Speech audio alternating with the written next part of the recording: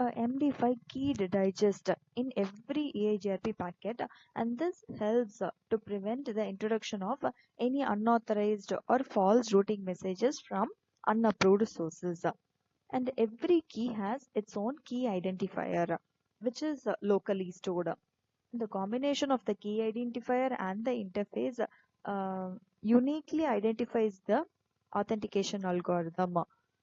And it is also possible to configure multiple keys with lifetimes, but only one authentication packet is sent, even though you have many valid keys. And also the software, it examines the key numbers from the lowest to the highest, and it uses the first valid key it finds, and also it note it down to the device as well. This is all about the EAGRP root authentication. Next, moving on to the MBGP, which is the multi-protocol extension of the BGP protocol. So as we have seen already, the dynamic routing protocols can be categorized into two, which are the intra-domain, which is the routing within the autonomous system. The second one is inter-domain, which is otherwise the exterior routing protocol, which means the routing between different autonomous systems.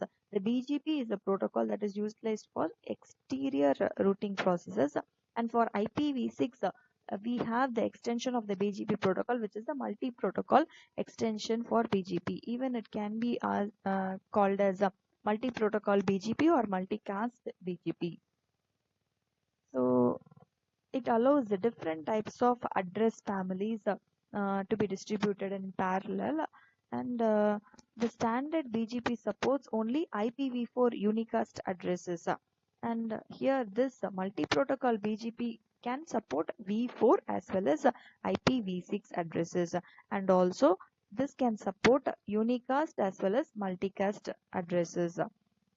And this MBGP, it can allow the topology information to be exchanged between the normal IPv4 unicast routers also.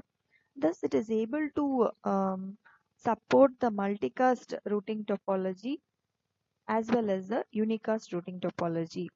And also, this enables the exchange of the multicast routing information between one autonomous system and the other autonomous system. That is the needed thing.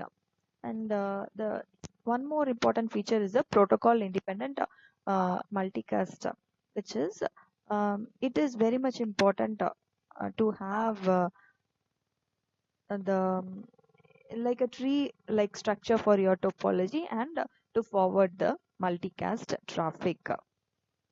And then moving on to some more features of MBGP, which is yes, as we have already seen, this is an enhancement of BGP. Particularly, it is an enhancement of BGP4 version. So this provides some routing information for various protocols such as BGP4 plus and multicast. Yes, it maintains the unicast and multicast routing information, and it stores both the types in different routing tables. So it maintains a separation of both the informations, and it can support the unicast and multicast, and also it construct different network topologies for each of them, and it can construct the unicast and multicast route based on routing policies also. So the unicast routing policies and configurations can be mostly applied to the multicast as well. It is also deployed in the MPLS L3 VPN. This is to exchange the VPN labels which are learned for the routes from the customer sites over the MPLS network. This is to distinguish between the different customer sites when the traffic from other customer site comes to the PE router, which means the provider edge router for routing. So these are some of the unique features of this MPBGP. And by that, we have come to the end of the IPv6 routing protocols. We have learned about the RIP-NG, OSPF v3, EIGRP for IPv6, and MPBGP. Thank you for watching the video.